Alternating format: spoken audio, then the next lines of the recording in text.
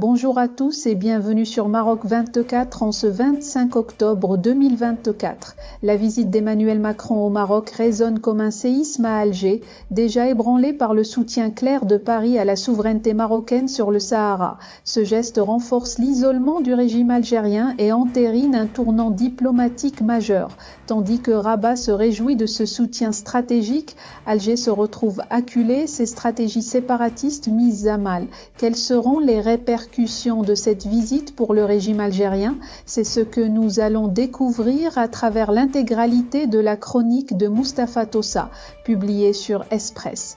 S'il y a une capitale au monde qui doit scruter avec la plus grande frénésie la visite du président Emmanuel Macron au Maroc, c'est bien Alger. Et pour cause. Depuis le 30 juillet dernier, la diplomatie française est passée avec armes et bagages du côté de Rabat.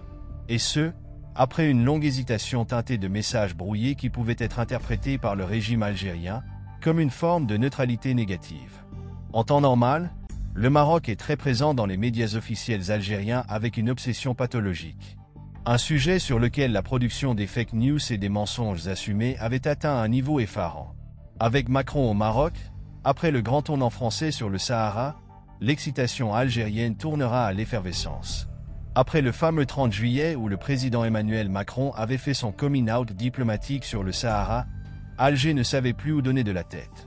Sur une réaction sanguine, le régime algérien retire son ambassadeur de Paris, publie un communiqué qui suinte les menaces et les promesses de sanctions à l'encontre de la France.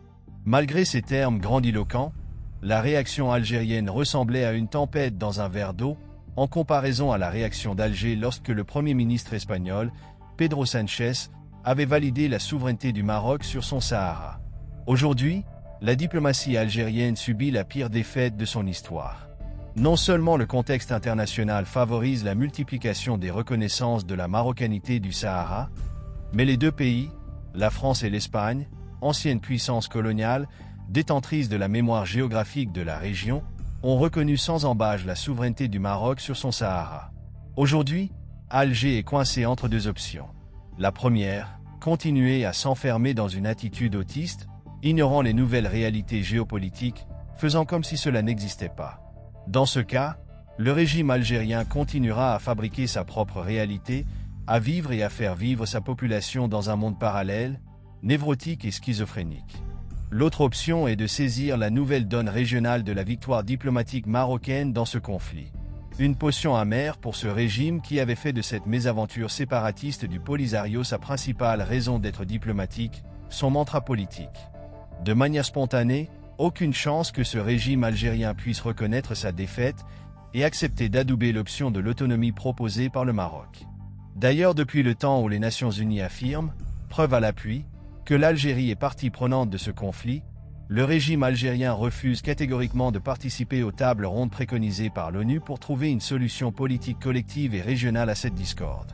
Devant les évolutions positives des relations entre la France et le Maroc qu'incarne cette visite d'État d'Emmanuel Macron au Royaume, il n'est pas interdit de rêver d'un rôle français plus actif dans la région et qui consisterait à utiliser tous les moyens pour convaincre le régime algérien d'abandonner cette posture agressive et pyromane à l'égard du Maroc. Il ne s'agit plus d'une question de bisbille ou de compétition d'ego entre Alger et Rabat, que certains partis nourrissaient à dessein, car elles en tirent un certain bénéfice. Il s'agit d'une question de paix et de stabilité régionale qui menace le destin de cette région si vitale pour le monde qui fait la jonction entre la Méditerranée et le Sahel. Pour toutes ces raisons, il serait inimaginable de concevoir une passivité française et européenne à l'égard de ce régime algérien, qui fait de l'obstruction volontaire et agressive à une solution politique internationalement acceptée. Pour toutes ces raisons, il serait très intéressant de suivre les mots et les discours que va prononcer Emmanuel Macron à l'occasion de cette visite. Ils seront certainement destinés aux Marocains pour incarner cette nouvelle embellie dans les relations entre la France et le Maroc. Mais ils auront fatalement une réverbération régionale qui atteindra les structures du pouvoir en Algérie. En choisissant par conviction ou par réalisme politique le Maroc, Emmanuel Macron participe volontairement à remettre les pendules de la géographie à leur place. Toute la question est de savoir aujourd'hui comment le régime algérien va gérer ce tournant français et cette vague de reconnaissance internationale de la souveraineté du Maroc sur son Sahara. Pour rester informé, je vous invite à regarder les vidéos Maroc 24 qui s'affichent sur votre écran.